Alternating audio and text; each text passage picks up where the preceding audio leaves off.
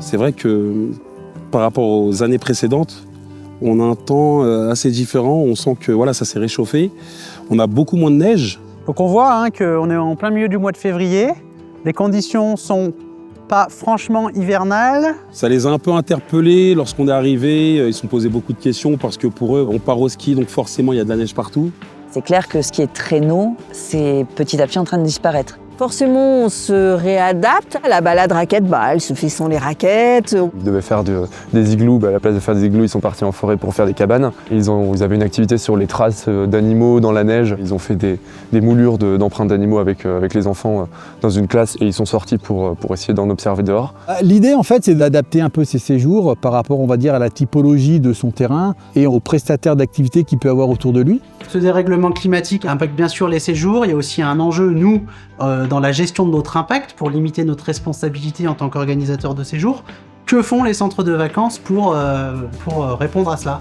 Pour mesurer l'impact environnemental des séjours collectifs et des groupes qui séjournent chez nous, on a travaillé avec la Fondation Good Planet sur un outil qui permet de donner des indications très précises sur l'impact environnemental de l'activité d'hébergement et l'activité d'organisation des séjours sur les centres de vacances. C'est un outil qui est complètement adapté à notre activité et qui est complètement adapté à ses spécificités. La première partie de ce projet, ça a été de mettre en place un outil de calcul vraiment spécifique à leur structure, qui vont pouvoir collecter leurs données et remplir sur les 2 prochains mois, pouvoir faire une évaluation de leur empreinte, de leurs postes d'émission les plus importants et de prioriser en fait les plans d'action. Ça nous a permis en fait d'aller un petit peu plus profondément dans le calcul de l'impact des séjours. Ça permet de se poser, déjà de le faire, en fait, de se dire tiens, c'est peut-être le moment d'arrêter d'y penser et de passer vraiment à l'action et de se dire voilà, là aujourd'hui j'en suis là. La mesure, elle va permettre de voir si réellement ce qu'on met en place, ça marche ou ça marche pas en fait. Il faut se replonger dans nos factures, dans nos consommations et on a des surprises dans notre gestion du bâtiment.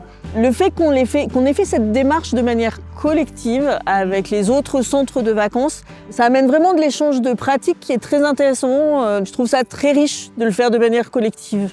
Suite à cette mesure d'impact et à ce projet, c'est la valorisation de la démarche des directeurs de structures qui se sont engagés là-dedans pour inciter encore une fois un maximum de centres à faire cette mesure d'impact et à ne pas s'arrêter à la mesure d'impact mais à réaliser réellement des actions de réduction. Notre clientèle, c'est les enfants. Donc je pense que si on arrive à faire passer le message des enjeux liés à notre activité quotidienne à ces enfants, ils sauront porter ce message et puis j'irai être eux-mêmes ensuite les ambassadeurs d'une vie plus sobre, plus respectueuse de l'environnement.